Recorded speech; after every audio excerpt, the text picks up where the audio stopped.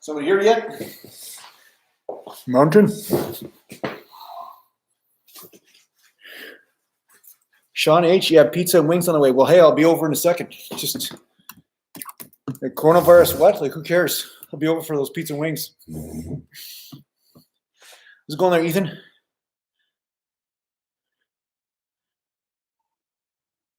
GS DO7 or DO7.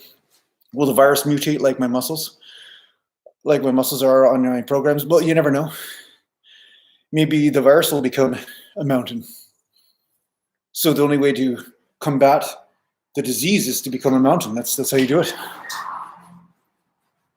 So I'm going to do a little bit of workout here. Just going to mess around with some pumping around. You guys are keeping me company while I work out a little bit. Mega Peng. How you doing, buddy? Are you off work? Is that why you can show up for the live chat? Is that why? Hey, Chris Grant. Thanks. Yeah, no, I'm glad you're here. Not a lot of new people here, but the odd time we do get some new people, so that's good. Yeah, it's nice to see you're enjoying the channel. Sergio, you need to watch my videos, man. If you watched all my, like I have 600 videos, like seriously, guys, honestly, you've got lots of time now. Go through all my videos. Just click uploads. I got them all in different playlists. If you click on uploads, you can go through all of them and you can find out all the answers to your questions and get awesome entertainment at the same time. And it's almost like time traveling, right? Through all the years that I was making these videos. But the bottom line is, no, I've never tried SARMs, and I highly recommend for everybody to stay away from them because in some cases, some people have been saying that are experts in the area that they're actually worse for you than even the normal drugs and stuff. So I would stay away from that crap. Nice, Mega. Okay, you're a student. Good. You're off. You get to actually truly get real education now. Real education from watching YouTube.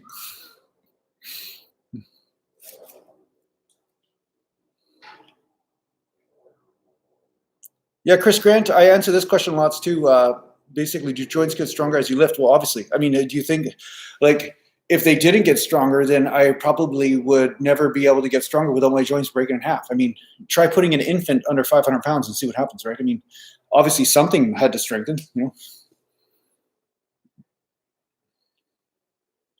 Yeah, Chris Grant, yeah, it's not worth the risk with SARMs. Yeah, there's no human testing. I mean, I don't even know really what the research is or not, but I just, anytime something says, hey, instant results and this is what's happening, there's always a price you pay usually. It's not talking about, we're not talking about proper nutrition here and stuff, right? So,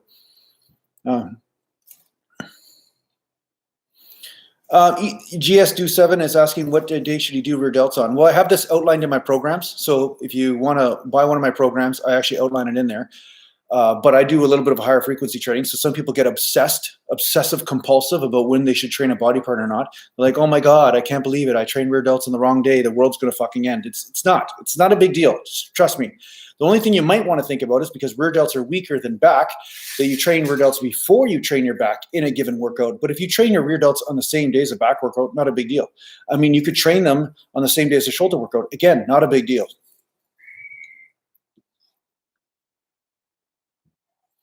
Ethan, you're trying to figure out why simply using shorter rests between sets is giving you most, if not all, your size gains. Because there is a blood flow component. Also, there's a hypertrophy component because you're hitting the muscular endurance fibers and sometimes endurance fibers. So you might be dominantly more endurance fiber dominant, basically, in your genetics. But the other thing is that have you done that before? Sometimes just a new technique can sometimes shock the system, but it doesn't mean it'll last forever. You won't get constant results forever with that, right?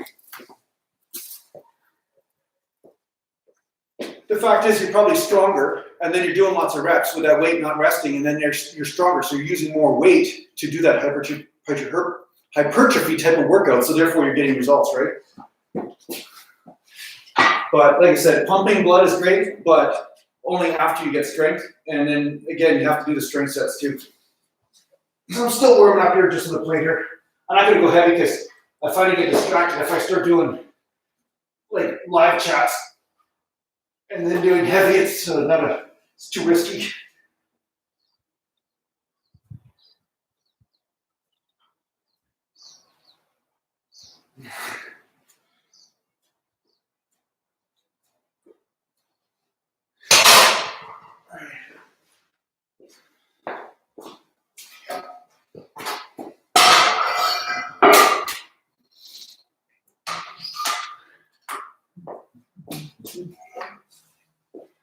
Where did he go? Can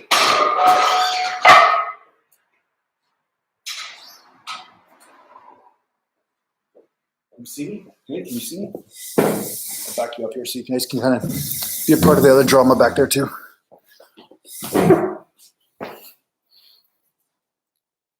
Kenneth Nielsen, what's your opinion on supplementing with magnesium and zinc? Yeah, it's good. Supplementing with minerals are good. If you have no, well, if you have a deficiency in any mineral, it'll screw you up. You know what I mean? So I supplement with zinc and magnesium quite a bit, aspartate. The normal zinc totally screws me up, makes me sick. So I have to make sure I get a good name brand. Right now I'm using Prairie Naturals, which is a local company. They're pretty good, but they use pure aspartate and they're not this shit blend, you know? There's one company out there that's another local company called Proline, which I usually like, but their ZMA, they say, you know, ZMA, but it's only like 10% aspartate and that stuff makes me sick. It's just brutal. So it's such a shitty supplement for me to take. So yeah, stay away from the companies that try to pretend that they're putting something in the bottle and they're not. Like by just doing a small percentage of what they say on the label.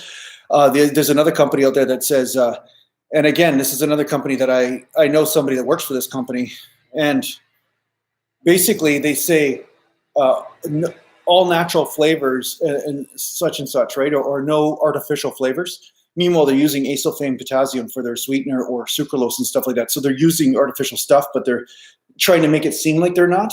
So it's like this type of lie type tactics, right, is such bullshit. So stay away from companies that do that. Hest events. Yeah, that's just my warm-up set there. Hest events. I'm just warming up with one plate here, just trying to get the blood going. Can you build muscle and get shredded without doing cardio? Yes, of course you can. Yeah. Yeah, cardio just helps with blood flow and helps with a lot of things, but there's a lot of competitions I got ready for. I never used cardio. Yeah, peace be with you. The thing is, he's saying that the reason why somebody asked about SARMs is that some people do SARMs and still compete and claim natty. They're not natural if they're doing SARMs. That's it, period. It's not natural.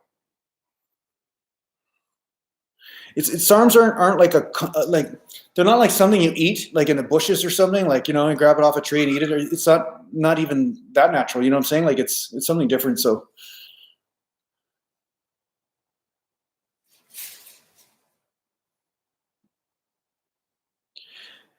yeah, Ethan, after measuring, I see that I get the biggest pump with moderately heavy weight, lower rep, short rest between sets. Yeah, see, the pump isn't always the case though. That's not always an indicator. Like watch my video, should you get a pump?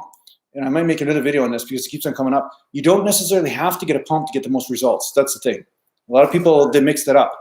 Sometimes you can go for a run and get a wicked pump in your quads. It doesn't mean that your quads are going to grow. You know what I'm saying? So that's also, it's just one piece of the picture. So don't get too caught up in the pump, although it can be a fun thing to enjoy in between heavy workouts, right?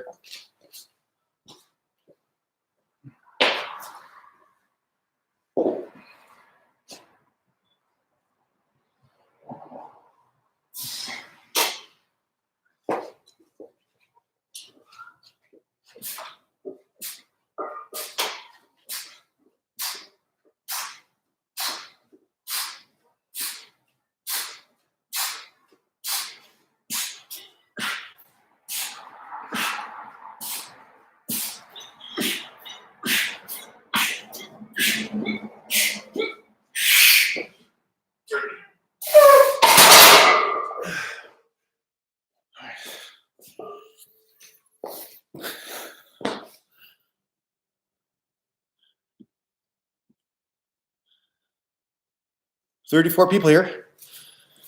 I'm famous. I'm famous, man. Weird, the chat is not connecting for some reason. But yet we are on full internet.